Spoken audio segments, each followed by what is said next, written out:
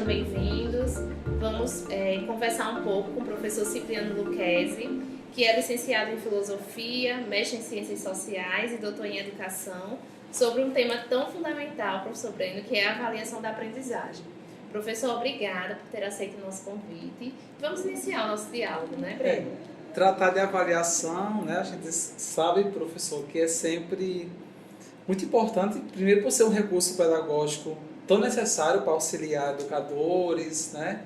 Mas também é um tema polêmico, né? A gente sabe que é um tema polêmico como tantos outros na nossa área. Mas a gente queria começar, né, com a primeira perguntinha assim, básica. O que é avaliar? Eu vou responder essa pergunta, o que é avaliar, mas eu acho que eu preciso contar um pouco da minha história pessoal. Sim. Né, com essa temática. Eu comecei a estudar mesmo a avaliação da aprendizagem em 1968. Eu fazia um curso de filosofia e um professor trabalhou um semestre com medidas educacionais. Isso foi em 1968. E dali para cá, esse tema está sempre presente na minha vida. E há um tempo atrás, já há bastante tempo atrás, né, porque isso já tem muitos anos, 68 para 2023 tem muitos anos, né, eu me dei conta de que eu fui uma criança multirrepetente. Eu fui reprovado na segunda série da antiga escola primária, na segunda série, na terceira série e na quarta série. E cada vez que eu era reprovado, eu fazia mais um ano e vencia a série, né?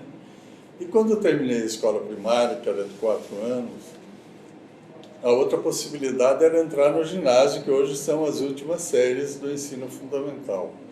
E aí quando eu fui, tinha uma seleção para passar da escola primária para o ginásio, e eu fui reprovado de novo. Aí, então, fiquei no preliminar, que era um ano de estudo preliminar à entrada no ginásio. Nesse ano, eu tive um professor de língua portuguesa que nos disse assim, nós éramos 65 repetentes. Ele nos disse assim, eu só sei 2 coisas, eu sei ler e escrever. Ele era um professor de língua portuguesa. E é isso que eu vou ensinar para vocês. E aí, caminhou o ano letivo e eu escrevi muitos textos, né? Teve um texto que tinha um grandioso tema chamado Um Pingo d'Água. O que um menino de 12, 13 anos de idade escreve sobre um pingo d'água, eu não sei. Mas escrevi uma frase, deve ter sido uma frase. Aí ele leu e disse, maravilha, rapaz. Ótimo. Aí eu fiquei assim, basbacado, né? Uma linha, ótimo. Aí ele disse, mas pode ser melhor. Eu disse, professor, eu escrevi tudo que eu sabia. Ele disse, não, mas tem figuras de linguagem. Você pode usar X, Y, Z, figuras, etc. Escreva de novo. Aí eu fui lá, escrevi. O meu texto, que tinha uma linha, passou a ter 5 linhas. Aí entreguei para ele. Aí ele leu e disse, rapaz, como que melhorou o seu texto? Aí eu disse, que bom. Aí ele disse, mas aqui a gente pode melhorar isso, isso, isso, isso e isso. Vai escrever que eu corrijo de novo. Escrevi esse texto 8 vezes. Na 8ª vez ele disse, agora está ótimo, siga em paz na sua vida. E isso ele fez com muitos temas, não foi com um só, né? E agora, quando eu comecei a trabalhar com avaliação, eu começava a pensar assim, como é que o meu professor, em 1955, sabia disso? De não tem que reprovar, tem que ensinar, tem que ensinar, tem que ensinar e tem que ensinar para o sujeito. Hoje, vocês leem coisas que eu escrevo, eu aprendi com esse professor quando eu tinha 13 anos de idade. Que história. 13 anos de idade, professor Prachedes, né? Aí, andando aí pelo mundo, eu fiz uma conferência na cidade do Paraná, contei essa história e fui entrevistado por um jornalista. No final, o jornalista me disse assim, depois da entrevista, ele disse: eu tenho que lhe dizer que eu sou filho do professor Praxedes, que ele tirou da multirresistência. Falei: como? Me conte aí. Aí ele disse: eu sou filho do professor Praxedes. Ele teve 4 filhos. Ele já faleceu recentemente, tinha uns 5 anos que ele tinha falecido. Mas ele teve 4 filhos. Um é professor em Nova York, o outro é professor em Paris, o outro é professor na USP em São Paulo e eu sou um jornalista. Eu falei: o que foi que ele fez? Ele disse: igualzinho o que ele fez com você. Ensinava, corrigia, ensinava, corrigia, ensinava e corrigia. Então, a avaliação necessita de ser isso. Ela é a nossa parceira. A avaliação é uma parceira que nos diz assim: a qualidade do resultado daquilo que você fez é essa. O que você quer fazer? O meu professor lá dizia assim: o que eu quero fazer, eu quero que ele aprenda. E aí ensinava de novo, ensinava de novo, ensinava de novo. Né? Aí tem um teórico norte-americano da educação, Ralph Tyler, e ele nasceu em 1904, fez formação, etc., e fez doutorado. Depois do doutorado, ele escreveu um livro, Princípios Básicos de Currículo e Ensino, que está produzido já há muito tempo aqui no Brasil. E lá ele diz assim: avaliar é a forma de saber se o outro aprendeu, com que qualidade. Então, o ato de avaliar é assim: eu pergunto para o estudante, tal coisa. Aí, se ele responder corretamente, maravilha, vamos em frente. Se ele responder incorretamente, eu digo: rapaz, eu vou lhe ensinar de novo para que você aprenda. Então, a avaliação é a parceira a nos dizer assim: o que você fez produziu o resultado desejado, o que você fez ainda não produziu o resultado desejado. Professor, o senhor nos ensinou muitas lições com essa sua história de vida inicial. Sim. Agora, pegando esse gancho aí, Luiz, eu lembrei de um texto que nós trabalhamos com seu, inclusive, em que você traz essa diferença entre avaliar e exame. Então, já que você falou o que é avaliar, então, o contrário disso aí é o exame? Então, aí a gente precisa juntar um pouco as histórias, né? A educação institucional, até o século XVI, até o 1500, ela não existia em turmas de estudantes como a gente conhece. Existia o ensino quase que individual. Então, por exemplo, Platão, os estudantes moravam na casa dele, né? E ficava dos 7 aos 35 anos de idade. Quer dizer, na casa dele não podia ter 200 estudantes, tinha 2, tinha 3, tinha 4. O Aristóteles, que foi o grande filósofo e que influenciou no Ocidente inteiro, o Aristóteles foi aluno de Platão dos 7 aos 20 anos. Aos 20 anos, o Aristóteles disse: eu vou cuidar da minha vida, e passou a ser educador. E o Alexandre Magno foi educado por Aristóteles. Sabe quantos alunos Aristóteles tinha? Um só, o Alexandre Magno, durante 9 anos. Então ele podia conversar, etc, etc. E foram os jesuítas, a Ordem dos Padres Jesuítas, criada em 1539, reconhecido pela Igreja em 1540, eles criaram um ensino para muitos estudantes ao mesmo tempo. Então, o Inácio Loyola era um militar, né, que foi o fundador da Ordem dos Jesuítas. Ele propôs que numa turma de estudantes tivesse 100 estudantes, para que pudesse atender muita gente. E como 100 estudantes era difícil um professor atender, ele criou os B10. Cada bedel cuidava de 10 estudantes de uma turma de 100. E aí ensinava, e para que todos aprendessem, porque eles tinham uma disputa com o protestantismo nascente. Então não podia ter perda de nada, eles só tinham que ganhar, né? Aí eles definiram assim: a qualidade da aprendizagem vai ser aprendeu, não aprendeu e médio.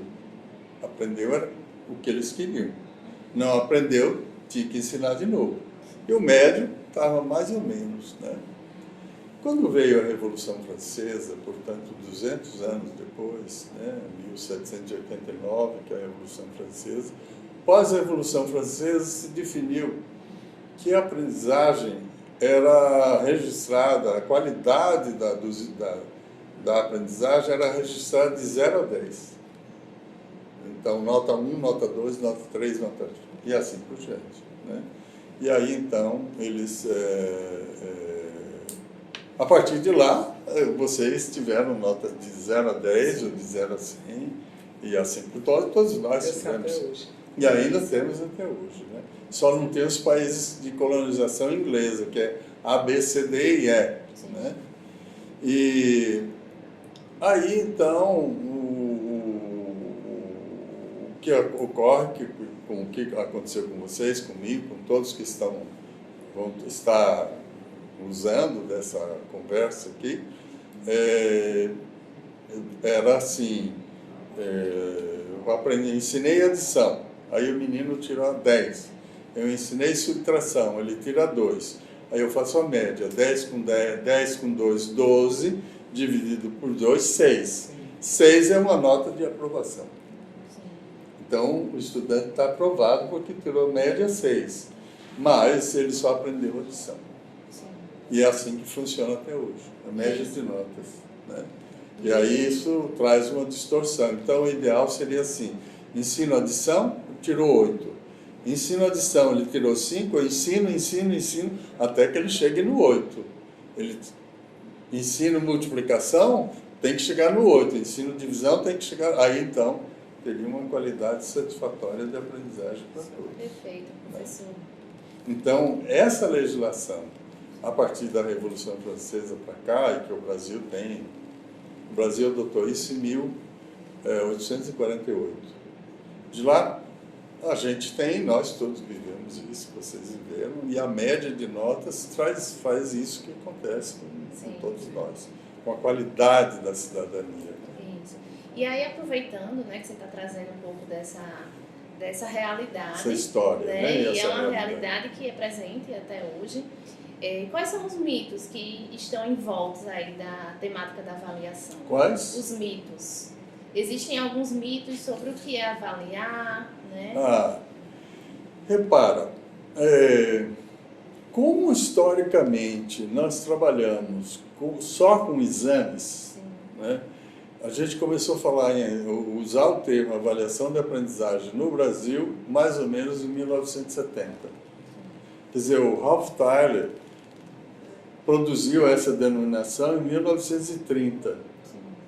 Para chegar no Brasil, de 30 a 70, não é? São 40 anos. Caminhou a pé, né, para chegar aqui. E de 1970 para cá, houve muitos embates. E só a Lei Diretriz e Base de Educação, que é de 88, né? De lá para cá ficou essa disputa porque a lei não fala mais em exame, a lei fala em avaliação. Aí, então ficou essa disputa. De certa forma, nós não conseguimos mudar na nossa prática ainda, apesar do Ralph Tyler ter proposto isso em 1930, nós estamos quase em 2030 e a gente não conseguiu mudar isso ainda. A gente continua com a ideia de exame, né? Classificação, reprovação, etc. Professor, é muito interessante. Nós estamos encaminhando para o final, né, dessa conversa que está muito boa, por sinal. Então, eu gostaria que o senhor olhasse ali para aqueles professores que estão nos assistindo, professores e professoras, e deixar a sua mensagem com a seguinte pergunta, né? E aí já se considera mensagens com considerações finais, né? Como tornar, então, a avaliação inclusiva, democrática, atendendo essa diversidade de sujeitos que a gente recebe hoje na escola? Repara, a gente precisa ter uma outra consideração anterior. Os estudantes que entram na escola, eles entram todos diferentes, com uma aprendizagem diferente. Eu, professor, você, professor, ela, professora, precisamos começar assim. O que é que os meus estudantes sabem e entendem? Sim. Eu vou trabalhar para equalizar. E é a partir da equalização que eu posso fazer exame. A avaliação ajuda a chegar na equalização. Aí então eu ensino X coisa, você aprende, ela não aprende. Eu tenho que dizer assim, fulano, ajuda ela a aprender, o fulano, não é? Então eu tive professores que agiam assim, quem aprendeu ensina quem não aprendeu. E eu fiz aqui o teste, fulano não aprendeu. Fulano aprendeu. Então a gente vai trabalhar em dupla, ou em 3 pessoas. Um que sabe e outro que não sabe. Para que todos aprendam. Perfeito. Então essa é a possibilidade. Agora, a ideia de exame é uma ideia que vagarosamente, desde os jesuítas para cá, foi sendo substituída exclusivamente pela classificação aprovada ou reprovada. Cada 100 crianças que entram hoje na primeira série do ensino fundamental, né, cada 100, menos de 15 obtêm um diploma universitário 16, 17, 18 anos depois. Sim. Ou seja, vão ficando. Então, de reprovação em reprovação, não aguento mais a escola, vai embora, não aguento mais a escola. A tendência é sair. Isso, a escola não é um espaço acolhedor, né? Então, imagine, cada 100, somente 15 ou menos chegam a um diploma universitário. Sim. Então, se vocês pegarem as estatísticas agora desses últimos anos aqui da educação no Brasil, é assim, entram aproximadamente 6 milhões de estudantes da primeira série do ensino fundamental. Quantos desses 6 milhões, se eles forem seguidos, terminam o curso universitário? 1 milhão. 5 milhões ficam pelo caminho, com reprovação. Aí o que aconteceu? Os países do norte da Europa, a Dinamarca, a Bélgica, a Finlândia, a Estônia, eles decidiram que não existe mais isso de aprovação e reprovação. Tem ensino para todos aprenderem. Não tem esse negócio de aprovar e reprovar. E eu tenho um amigo que resolveu arrumar uma namorada em Copenhague e foi para lá. E ficou 15 anos lá. E ele, como era professor, passou a ensinar. Ele diz, rapaz, eu não tinha direito. Tenho que ensinar para o outro aprender. Né? E tem uma história interessante, porque eu, sei lá, uns 10 anos passados, mais ou menos, eu fiz uma viagem por aqueles países do norte da Europa. E eu fui para ficar um dia em Copenhague. Fiquei 8 dias. Das cores, etc, etc. E a coisa mais interessante era assim, um lixeiro que coletava o lixo na porta do hotel onde eu estava.